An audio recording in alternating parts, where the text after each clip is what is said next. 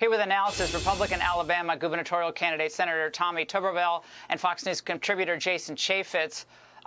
Senator, when you think about what the complaints were, a lot of them were centered on the stories that NPR, let's focus on NPR for a moment and news hours, but NPR especially chose to cover. So it was the plight of transgender kids. It was, the ice floes, getting smaller in Antarctica.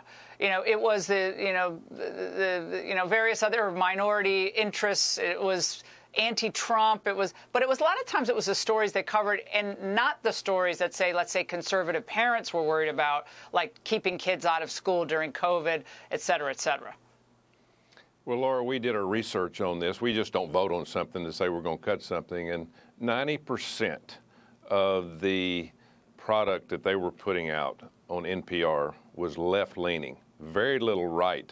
Anything positive about the right was never on. And so we did our due diligence. We looked at it all. We were about 30 years too late. This should have been gone a long time ago. After the Internet, after weather channels for 24 hours all over television, people can get their news, they can get their weather. Farmers are not going to miss this. So it's been a disaster.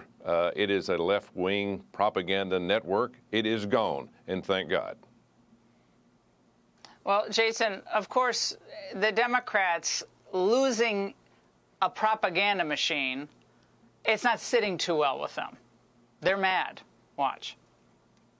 It's shameful. Simply put, Americans will die because of these cuts. It's not hyperbole to say that public broadcasting saves lives during emergency situations.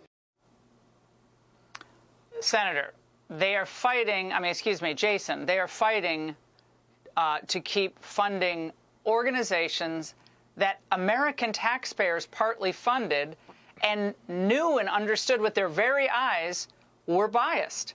But, they think they can win on saying, oh, you killed Big Bird. That's going to be their argument. You killed Big Bird, put us back into control.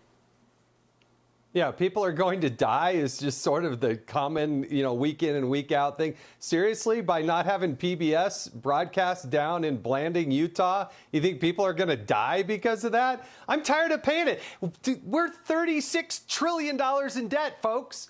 We got to make some cuts around here. We lived high on the hog when you Democrats had all the control. You just kept spending money. It wasn't responsible. And for that CEO to go before Congress and go back on television and start lecturing us about how fair and balanced she is, are you kidding me? How about looking at all the stories? Because Congress did, and she is flat out totally wrong.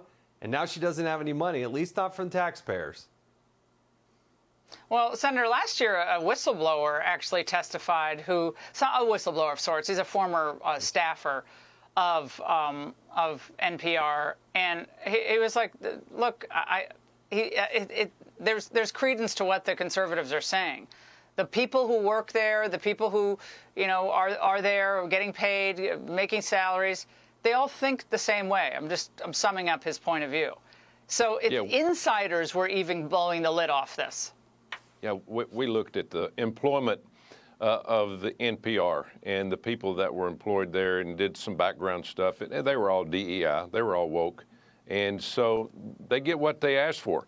At the end of the day, they thought that the Democrats were going to continue control for years and years and years. And they stuck their foot in their mouth by spending way too much money for 7 years, open borders. Trump gets back in, and he was bound and determined to get rid of this. Now, it was like pulling teeth to get this passed. We almost didn't get it done because of the 3 or 4 people on the Republican side. It was close, just like the big, beautiful bill was. But at the end of the day, we got it done. Oh, well, Senator Jason, both of you, thank you very much tonight. Hey, Sean Hannity here. Hey, click here to subscribe to Fox News YouTube page and catch our hottest interviews and most compelling analysis. You will not get it anywhere else.